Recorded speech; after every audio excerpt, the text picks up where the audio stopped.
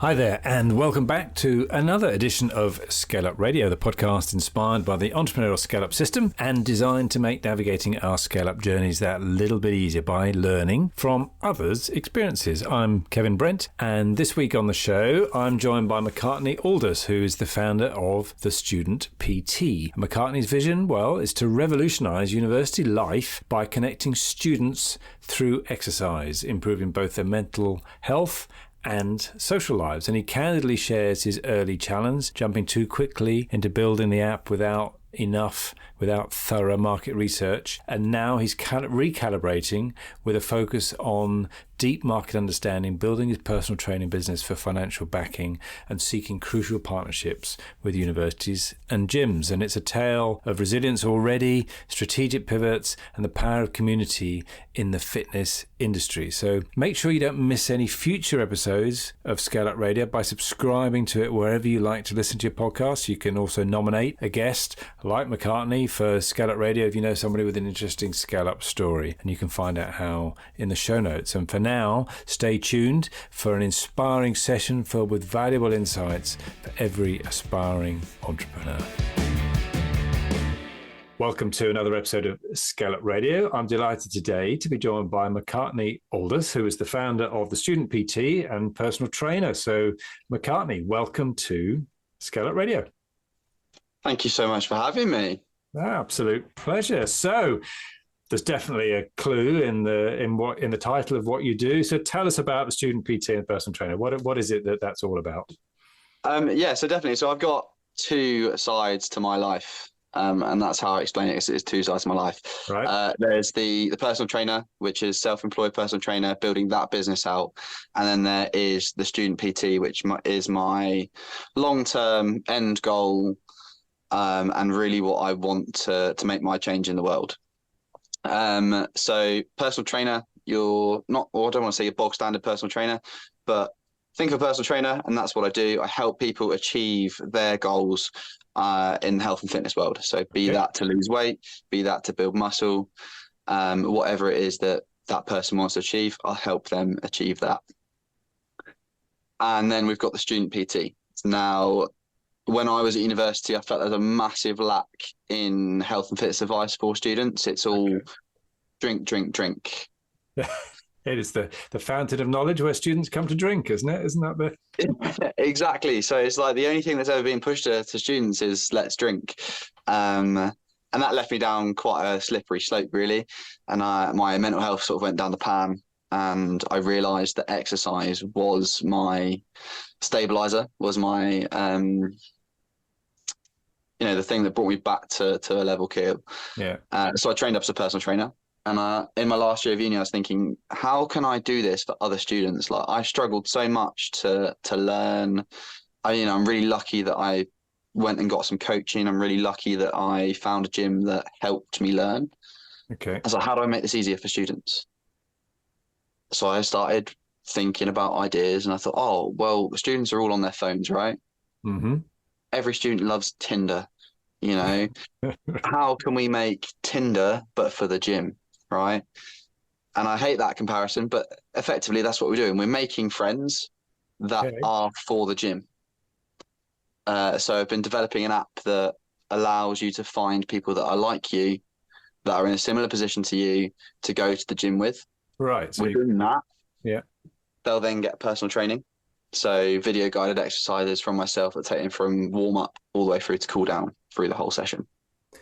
Right. So kind of, if I understand that correctly, then kind of a network to create a sort of almost a buddy system, so that you've got somebody else to give you a little bit of a come on, let's go to the gym sort of thing, and keep each other on it, as well as then you're overlaying some of that advice that both can work through together to follow the routines.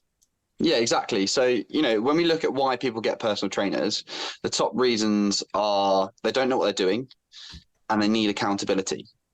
Yep. Okay, I physically cannot service thousands and thousands of students. Yeah. And, personal training is a luxury product. It's expensive, right? It's not a cheap £2 a session. It's a good chunk of money to put aside. And not something that every student certainly would say they got the budget for. Exactly, something they haven't got the budget for. Especially if it comes out of the drinks budget.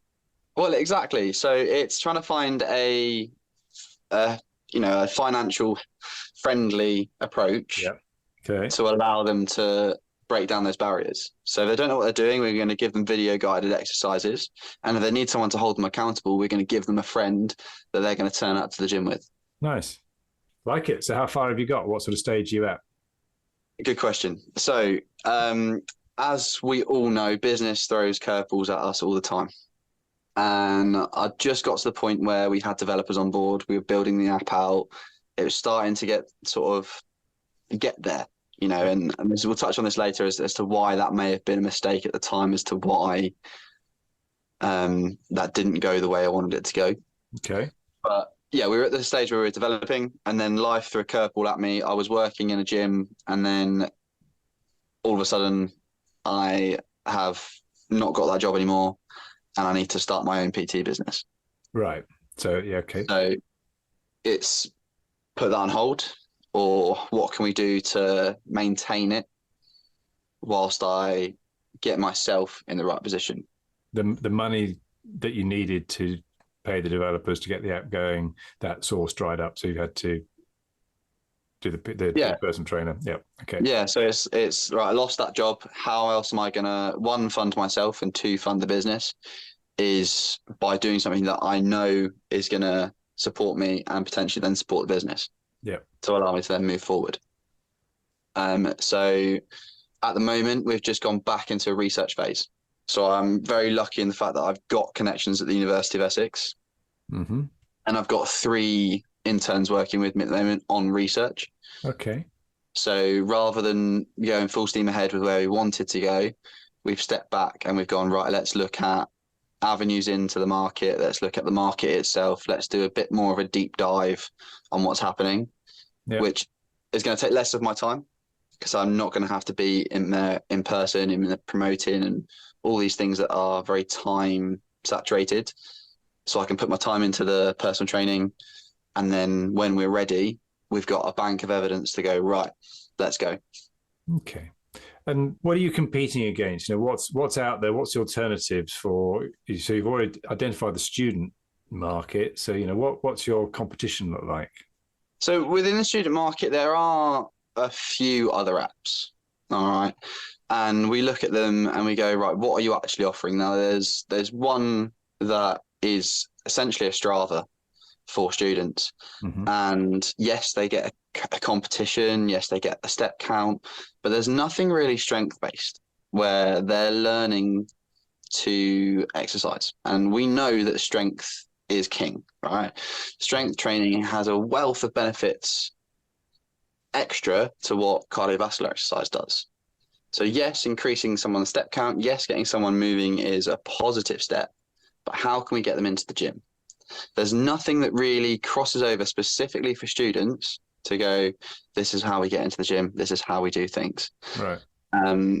There are other fitness apps out there that obviously teach people via video guided exercise, but again, they can come at a higher price, or not specifically guided at finding somebody to help you break down those barriers you might be struggling with. All right. Because going alone is very daunting at times. I don't know if you're a gym person yourself. I've certainly used gyms in the past. I don't go often at the moment, but certainly have been a member. When you step into the gym for the first time, how does that make you feel? Yeah, exactly. If you haven't been for a while, or if it's a new gym, or if you haven't got a routine that you're comfortable with, then it's a little bit, am I gonna do something stupid here that everybody thinks I'm a fool and doesn't know what I'm doing? It's that sort of thing, isn't it? Yeah, exactly. And that's in the mind of somebody that's got experience and friends and a support network around them, that if they mess up in the gym, they can come and laugh at it when they get back. Now let's take somebody that's been stripped out of their entire support network, dumped at a university halfway across the country, that's trying to make new friends, doesn't know what they're doing when they're in the gym. All of a sudden they've got all of these extra worries on top of them, rather than just going to a new gym. Okay. And then their studies, and then there's so many things that are stacking up on top of them if we look at exercise, well, that can help with all of those barriers. It can help us make friends. It can help us de-stress. It can help us be a little bit healthier, have a bit more energy, a bit more focused. So it's a great way to go, right, let's, one, break down those barriers, and two, help you across the board, not just in one area. Great. And so if I understand correctly, I need to be a member of a gym already, or is there something within the app or the service that is helping with that aspect of it as well? So you'd need to be a member of the gym already. Obviously, the ideal situation for us is to partner up with university gyms. Okay. So by speaking to the university gyms, we're essentially pushing traffic into their gyms. Yeah. And it doesn't just have to be myself as the only personal trainer on the app. Like, the vision that I have going long term is that we have functions on there that guide people to the personal trainers within the gyms. Yeah. So, it's easier to almost upsell somebody once they're through the door. They might not get the 100% benefit from the app. They might go, oh, I'm slipping off a bit, but then they might be in front of a personal trainer within the gym, or there might be a function on the app that they can talk to a personal trainer and get a slightly higher premium service that'll help them maintain that habit.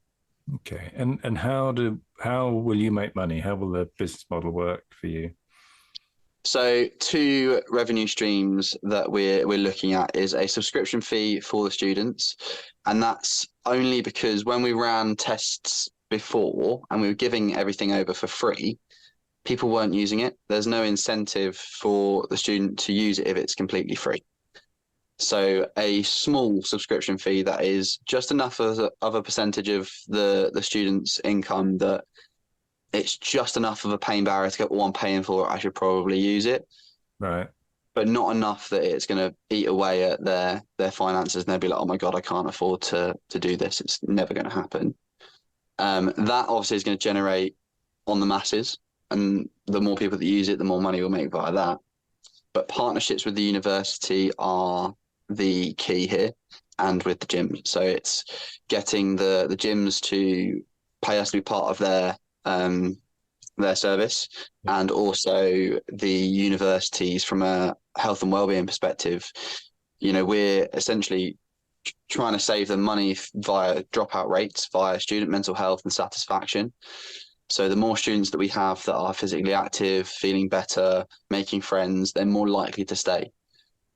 So charging the universities per 1,000 students on a scaled price.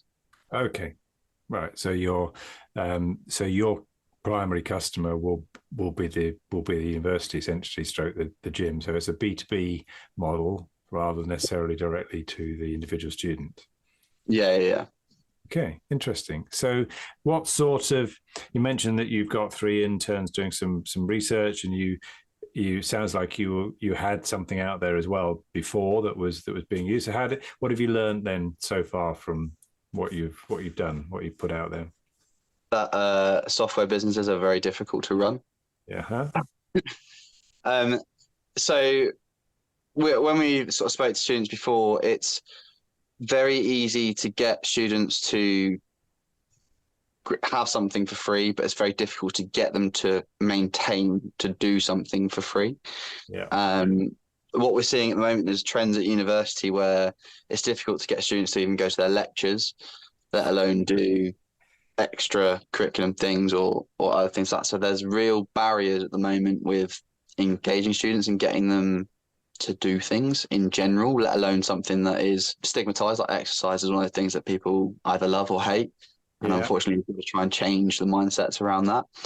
There are loads of barriers there. But general feedback is that people really like the idea, and students really like the idea. They are enjoying the fact that they don't have to go and physically interact with somebody first.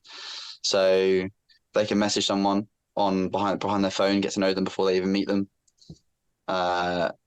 Loads of people have sort of said that they wish they'd had this at university. So we ran research on graduates and said that they would love to have had an app like this at university because they were so socially anxious or socially awkward, and they weren't keeping themselves fit. Even the clients that I speak to within the PT world now, they all say they wish they'd done something when they were in university, rather than having to try and undo all of the bad habits that they've put in place from university onwards. Yeah. Good. So take us back then to when you started. You've given us a clue already as to why you got into this. You're at university yourself. If I feed that back to you, you're at university yourself, and you'd found fitness and going to the gym as a way of helping you to get back to being mentally and healthy and from a well-being perspective. So that gave you that understanding and desire then to go and do something. So how did you get going? What drove you to get started? How did you get going? Well, I never wanted to run a business. Okay. So when I was at uni, I wanted to be in the army. I wanted to go into the army. And then if that failed, I was just going to become a PT. I had no ambition to start a business. Okay. I was very lucky that as part of my second year module, there's a startups team at the university that did a module on running a business. And I put together a really rubbish business plan because I just didn't care about the module. And I thought, what a load of rubbish this is. And got through the module, passed the module, whatever. And then roll on third year of university, I sort of was writing my dissertation, and I am a serial procrastinator. Okay. So I was writing this dissertation and it just wasn't going anywhere. And I just had this idea of like, oh, how could I help other students that are like me? Oh my God, like this would be really cool if we could like make friends, like, because I never made any friends that were in the gym. And then I found them in third year. Why didn't I find them in first year? Oh, that's because I struggled with this, and this. So I started jotting down these ideas when I should have been doing my dissertation. Mm-hmm. And then I remembered, there was that startups team that came and did a module with us. Okay. So I popped them a message and said, like, I've got this idea. Do you think it's feasible? I came in and they sat me down and they had a chat and we started working things out. And 6 weeks go by and we've got a full business plan. And I'm like, actually, this really can work. Like there's something that can go forward from here. And then it sort of died. The idea was there. I thought it was great, but I had no idea where to start and how I could get started from here. Mm-hmm. And I think I've always had a bit of a closed mindset up to that point. I didn't really think outside of the box. I was just sort of like, well, it's not going to happen. So I just left it be. I then get an email from them saying, look, we've got this opportunity for you. Come on one of our programs where we can help you build your MVP out. Okay, brilliant. So like an accelerator program. Yeah, so it was an accelerator program. I was like, oh, perfect. Yeah. I'll see what this is about. Ended up doing this accelerator program, and I learned so much. Did you get your dissertation? Did you do your dissertation, by the way? Did you get that in? Oh, I did. Yeah, no, I did. I did quite well, actually, surprisingly. Yeah, good. But I'm one of those really jammy people that does everything in the last minute, and it just seems to come together. Right. Yeah, I did. So I passed that, which was quite helpful. So this is post graduation. They come up to me for this accelerator, and I'm on the accelerator, and I'm thinking, actually, this business thing is quite interesting. Like, this could really, really, really work. And there's all these guest speakers coming in and talk about their stories and their struggles in the start. I'm like, oh my God, I can really relate to that. Like, that's where I'm at right now. Okay. I don't know where to get started. And I really made the most of those guest speakers, quizzing those guest speakers. Every question was guided towards where I wanted to go. Yeah. And I got so much from it. By the end of it, I had a bit more of a plan. I was like, right, okay, I'm going to use this software and test this, and this, and sort of tried to get people involved, and it was going really, really nicely. And then I was like, right, I'm gonna develop the app, and I found a guy to help me develop the app. I got some funding, one from the accelerator that I was on, one from the boot camp that I was on before. So these are like the little wins where you're winning over bits of funding, and you're like, yes, This is brilliant. Yeah. And then another external investor put some money into it for us. Very good. I was like, yes, we're going to roll with it. Despite all of the advice and gentle nudging of quite a few people to say, maybe you should do some research first. I completely ignored that and was like, right, I'm going to run ahead with building the app. Okay, so you'd got in your mind, I know what it wants to look like. I know what it's got to do. It's got to suit what I learned about myself, and you plowed ahead. Yeah, didn't necessarily test things out. Yeah. Yeah, far too quickly. And I think as a founder, you can get blindsided by that quite a lot. Yeah. And you've got to be really careful that, yes, there may be 20 other people that think like me, but there could be hundreds of other people that have a say, have an input. You might come up with something, a different feature, a different service, a different product, just by putting the feelers out there first. And that's what I really wish I'd done first, is get a bit more research, understand my market a bit more, and then start building. But then there's also the catch to that of, I'm really glad that I've done what I've done. Yes. What have you learned? Yes. What have you learned then from doing what you've done? That it is really what I'm passionate about. Okay. I think if I'd have done all the research and everything beforehand and hadn't have gone straight into it, there's a high likelihood that this could have slipped off. Right. If it would feel like there's nothing progressing. I'm someone that always has to be moving forward. I have to be doing something. And to me, that research felt like doing nothing at the time. Mm-hmm. So by going completely in, I'm now completely in. Like, I've got an app. I've paid a lot of money for this app to be built. Got to make it work. And that app, it was an MVP based on your original ideas. You're saying that you wish you'd done some more research. So how far away is it from where you think you need to be, having done some research now? I think it's a couple of years away from being perfect, but I don't think we're far off of it being, serviceable, and working. Like, the basic functions are there. The feedback is not too impactful. It's just to do with the bugs, or it's to do with certain layouts of certain things, which is changeable. But it's just finding the funds to make those things happen, and then getting it into the communities. Okay, and the external investor that you had is what? How did that come about? That was family. So a family friend, sort of really bought into the idea, loved it, and was like, right, I really want to get behind you on this. Great. And are they involved in any other way than providing some money, or? Yeah, so they also help me with the accounts and everything like that as well. So right. I think they thought I was a bit silly when they see what I've done with money. But again, he's really good. He steps back. He is like, I believe in you. You've got something tangible now, and he's really good at sort of guiding where we go next financially. Okay, so you've got something that sounds like it's either an MVP or very close to being an MVP. Is it actually in use in Essex, being used, or anywhere else? Not at the moment, okay. Just purely because the more users we have on the app, the more we have to pay for it, the more of an expense it becomes.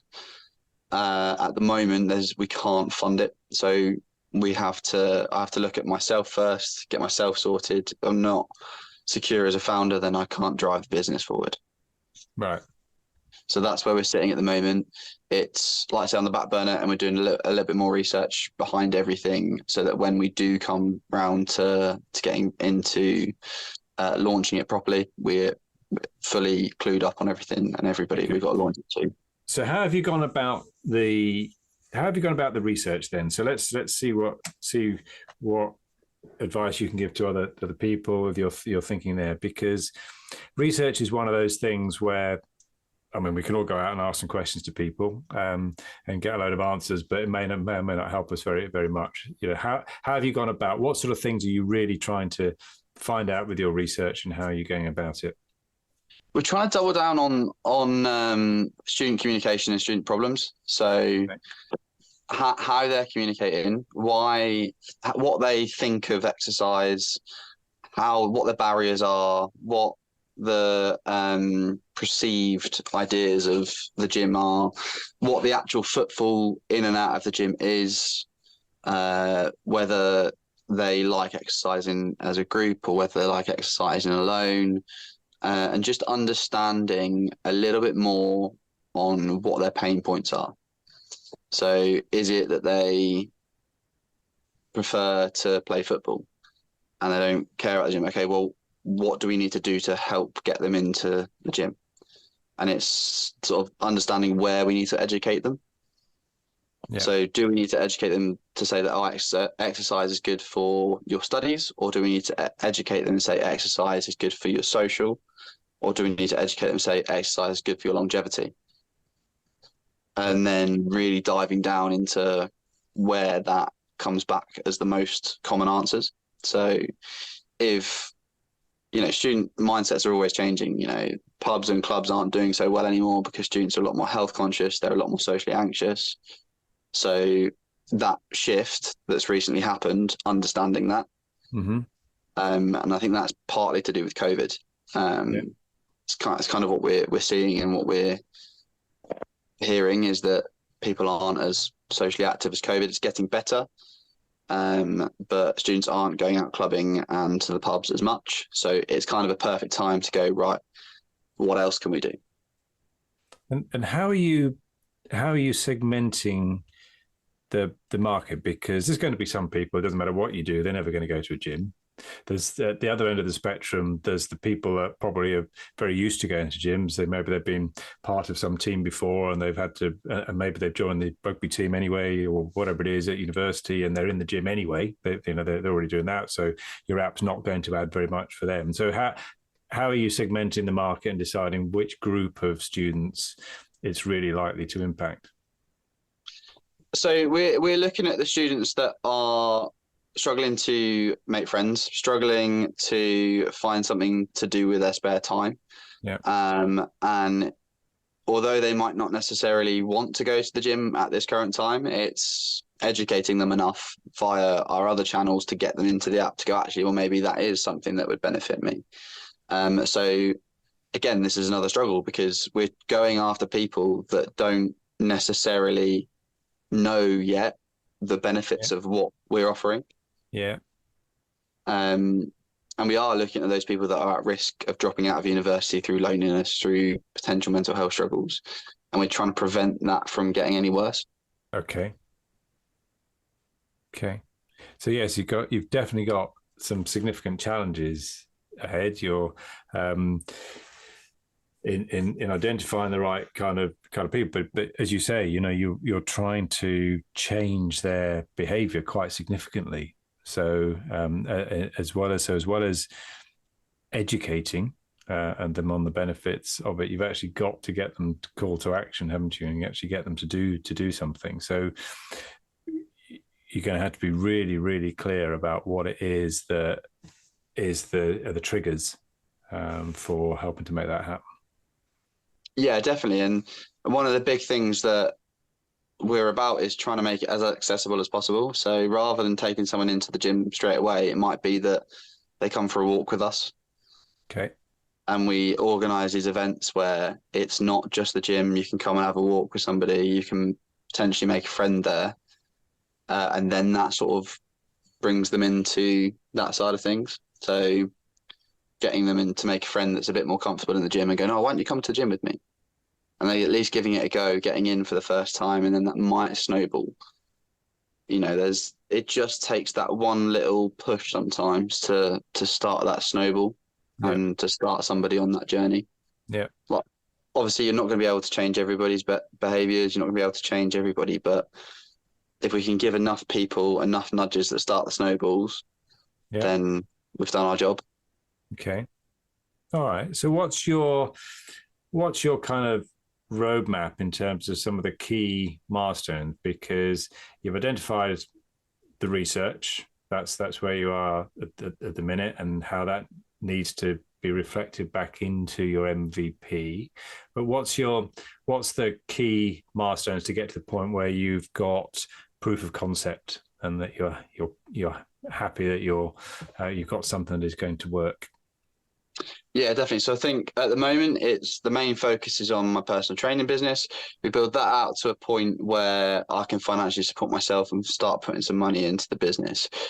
Growing that to a point where I can begin to step back, so bringing it onto online, and that's less time for me, and then bringing more time into the student PT. When we've got more time into the student PT, it's about building up the community. So bringing a community of students in, as well as trying to spark the partnerships with the gym. So we get in with the gym, they help us, we help them, and then we can start bolstering out that community. Once we've got that community and that first start for people, is then when we look to prove the concept and we double down on that initial 100 students, for example. We double down on them and we make it, and we get as much off them and go, right, what do you like? What don't you like?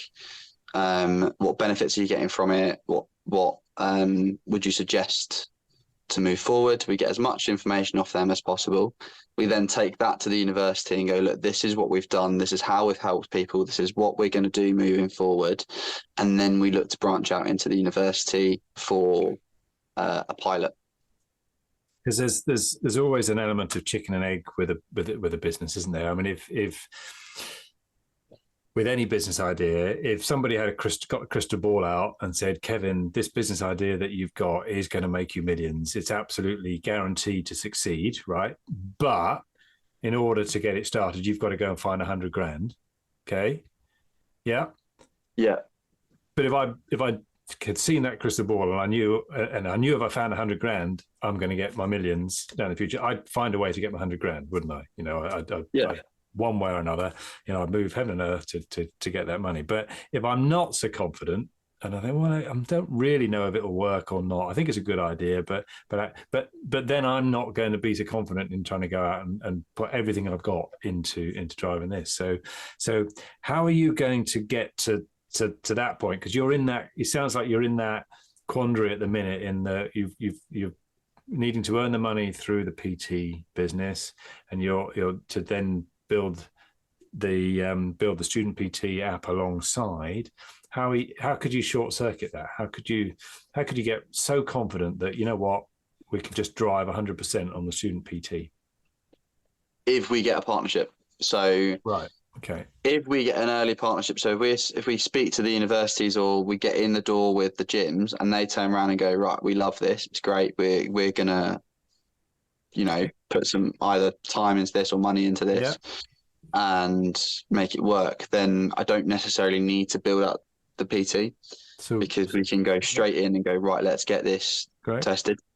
And that would be a really good validation of the model if you had the university backing you. How could you make that happen? What might help to make that happen? Contacts can always help with where we get to. Although what I've discovered with universities is it's very difficult to get in the door with the right people, and even when you are, actioning something off of that takes forever, and you get bounced around a lot of people. So we've had it at a couple of universities now where we've been to one person, they sent us to another person, they sent us to another person, and then we're back at the person we started with. Yeah.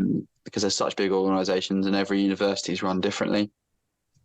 So it's being able to get in front of these, the right people, and understanding them as well. So although we understand students really, really well, it's making it fit properly for the universities. So just having conversations with the universities to understand how we can fit into their financial models and things like that, is really beneficial and really helpful.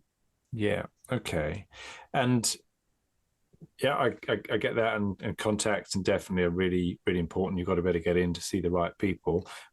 When you do get in to see the right people, or possibly to help that in the first place, clearly you've got to have something that's compelling. Then that they go, yeah, absolutely no brainer. Let's go ahead with that.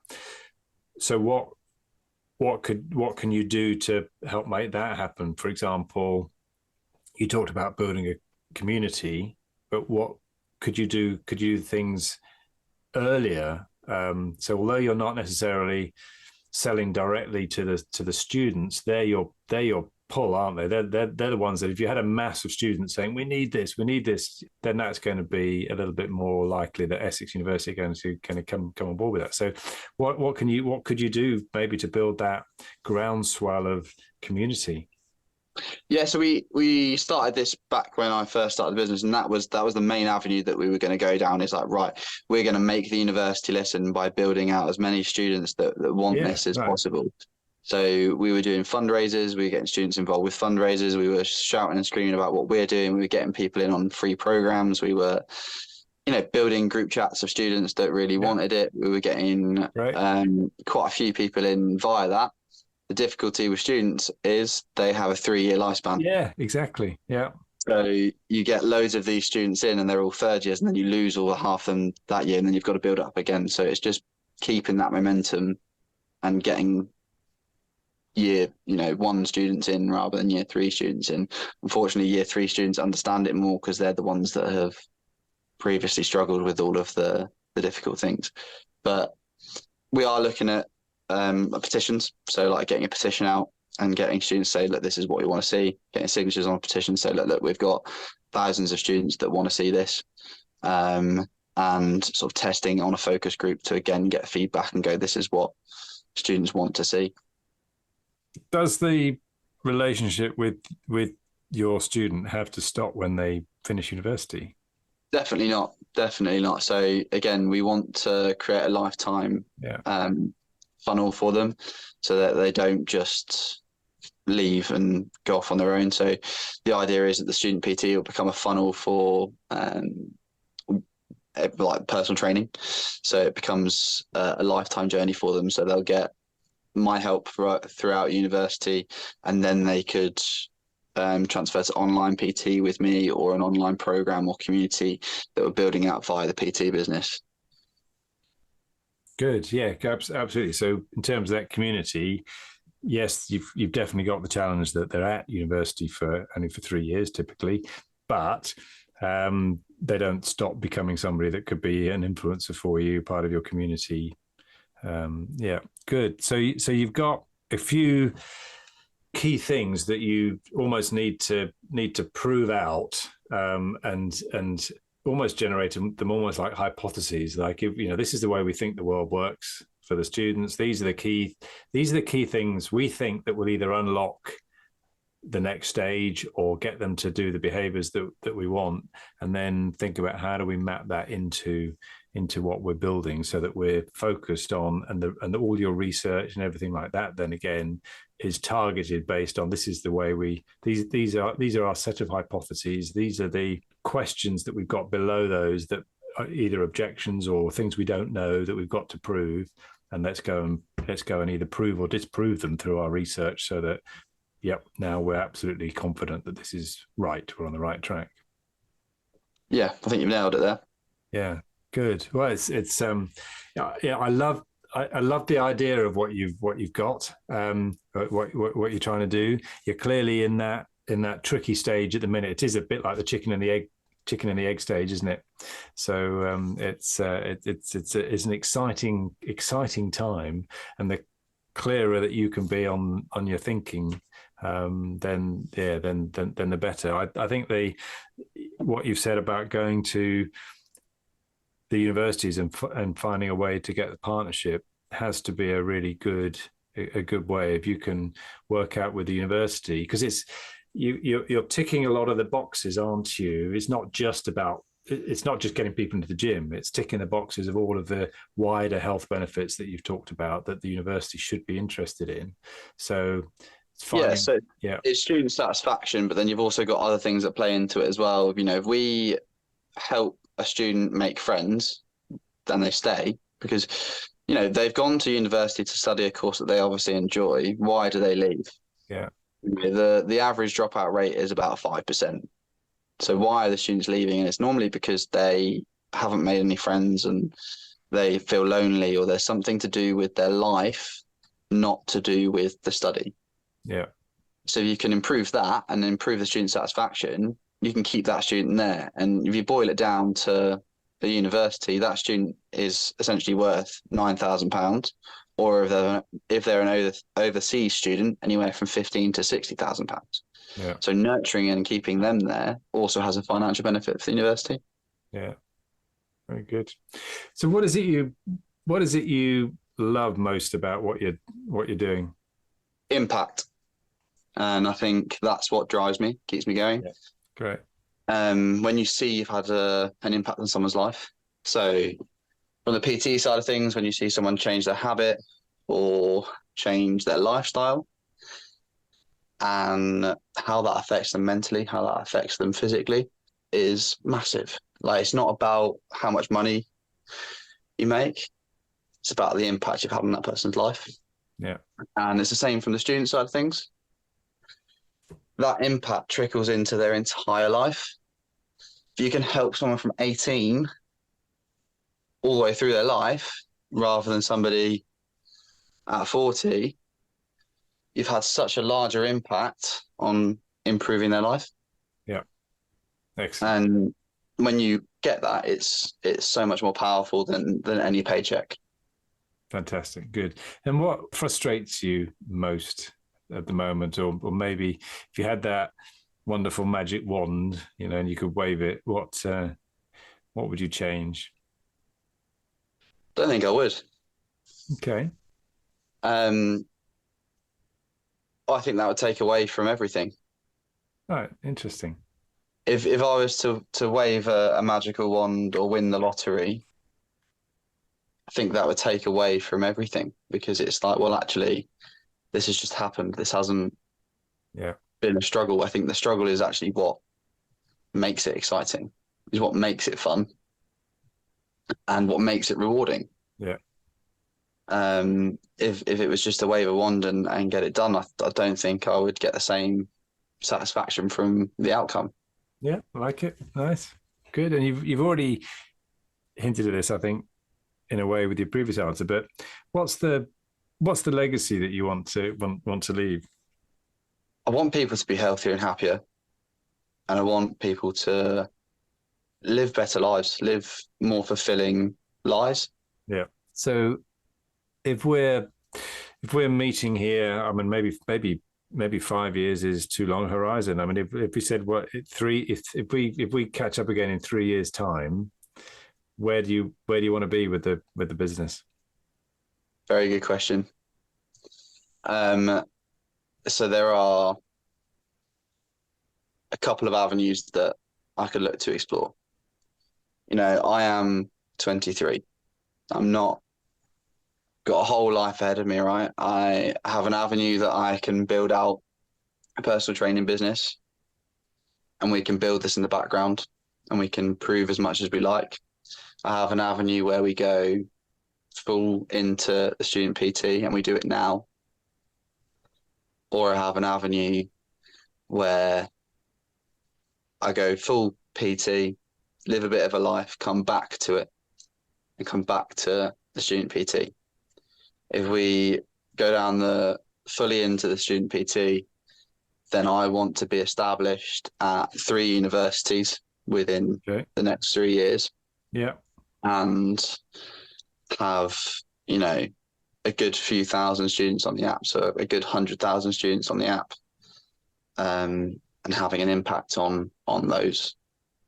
Excellent. And what do you think are going to be key things that might get in the way of that, do you think? Well, we've already touched on it. Financials is always a barrier. Universities in themselves are always a barrier, because, like I say, you've got to find the right person. You've got to nurture that relationship. You've got to prove everything that you're trying to do several times.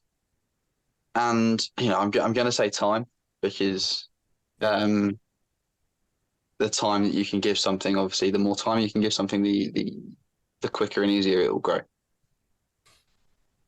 Yeah. Good. Excellent.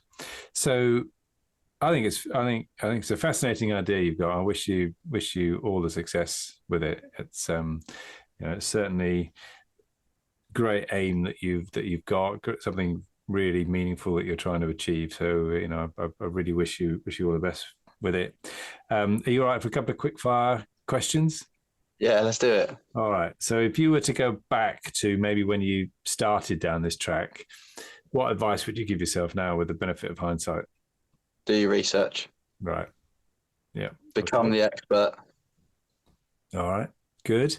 And talk about becoming the expert and learning. We're all on a learning journey. Are there any particular sources of learnings that you've taken? You mentioned the accelerator program, which is obviously really useful to you, and that's great. Any other things, whether they be books, podcasts, or any other kind of things that have really helped you? Yes. So there's Atomic Habits, which has really changed my life, because it's like, right, okay, although I do some of those things anyway, I didn't realize it. And then you're like, oh, okay, how can I optimize this? So that really helped optimize everything that I do. Yeah. Understanding myself. So things like the Chimp Paradox, that was a really good book that helped me be less reactive. So I can be a really reactive person. Right. But I'm not so much anymore. So I understand that's not great. So, and again, how to win friends and influence people. Again, like a really well-known classic book, but it really helps you understand how you move forward. And it's helped me nurture relationships. It's helped me within the PT business. Yeah. And positioning yourself is more important. Great. And I imagine, those 3 books you just mentioned, I imagine there's all sorts of learnings in those that you can bring into the app as well. 100%. Yeah. So with everything we're doing in the app, like we're trying to change people's habits, right? So Atomic Habits is great. So understanding why we do what we do. And then that led me to do research into more habits and understand them a little bit more. Okay, well, how can we create a queue within the app? How can we create something that takes 2 minutes within the app? Yeah. How can we use habit stacking within the app? Great. Good. Love it. So talking about apps other than your own, what other apps have you found really useful? What do you use? I don't really use any apps for my health and fitness, apart from a sleep cycle. Okay. So I track my sleep. I look after my sleep from there. I stay away from tracking my calories in MyFitnessPal, because that's not great for me. Works for some people, doesn't work for me. I don't really use many apps for health and fitness. Not just for health and fitness. I'm thinking apps in general that maybe you use either from a business perspective or that you found particularly useful and would recommend to other entrepreneurs. Oh, good question. It's an app I use for my business. If there's any PTs out there that are looking for apps to use to help them sort of organize a PT business, Trainerize is really, really good that I use. Yeah. Again, I've taken some inspiration from that in what we do within my app, because some of the flows work really nicely, but there are obviously things that I would rather do better. Yeah. Other apps. That's good. You mentioned a couple. That's really good. That's a really good question. It's quite interesting sometimes just to find out what people have got on their phones. What are the key? What are the ones on your home screen of your phone that you obviously use regularly? You're gonna have a look now. Lots of social media, unfortunately. Yeah. Costa Coffee. There you go. That tells you a lot. Yeah. And then my emails. Yeah. Oh, Todoist. I like Todoist. Okay. I organise all my to-do list in there. Yeah. Very good. Excellent. No, that's good. You've mentioned a couple of people, like James Clear with Atomic Habits, but are there any particular business leaders that you look up to? There is a guy called Alex Hormozy. Yes. Value equation. Yeah, so he's built some multi-million-pound fitness businesses and things like that. So I listen to a lot of his content. The Modern Wisdom podcast is very good. Chris Williamson or something like that, I think. Okay, not sure. Yeah. He's really influential. Gets some really good health and fitness speakers on there as well. And that's really interesting. You obviously got your industry leaders such as James Smith. Yeah. within the PT world that I really enjoy his content. Again, there are things that I would do differently, but the message that he's trying to get across is really good. And then there's a guy called Ben Carpenter. Not as big, I don't think, but he's becoming a lot bigger, and he's research-based, like completely research-based. So he's really interesting, and the content you're getting from him is all backed up by the science. Brilliant. And it's interesting you mentioned Alex Hormozi, because he's all about the value equation and being able to make sure that you can describe your offer essentially in a way that at the end of the day, so if you were going to a university, for example, and you were speaking, whether it be to the chancellor or whoever the key person is within the university, but that they would feel that they were just being silly by not, they're missing out, they're being stupid by not taking on your offer. So it's how can you make that offer so compelling that actually you'd feel like you're missing out and making a mistake not to take it. Very good. Fantastic. So really, really, really love it. I really admire what you're trying to do, and wish you all the best with it, McCartney. So and thank you very much for being my guest on ScaleUp Radio today. If people would like to reach out to you, find out more about student PT, what's the best way for them to do that? The best way is maybe the Chancellor of the University of Exeter that I dropped in earlier on is listening and would like to contact you. So how do they do that? So you've got my LinkedIn, which is where you actually reached out to me on. Yeah. Which is just my name, McCartney Aldous. You've also got my Instagram, which I'm pretty active on, at Coach McCartney Aldous, and then there's the Student PT at the Student PT. Fantastic. On Instagram as well. Brilliant. McCartney Aldous, thank you very much indeed for being my guest on ScaleUp Radio today. Thank you ever so much for having me, Kevin.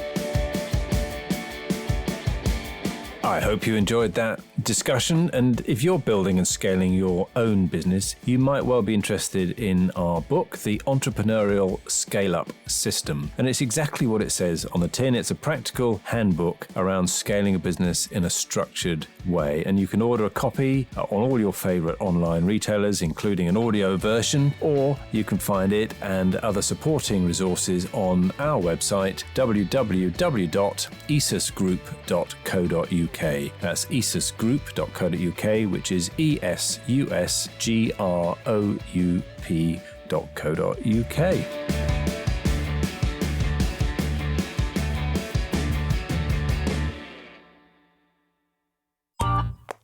This has been a Monkey Pants Productions podcast.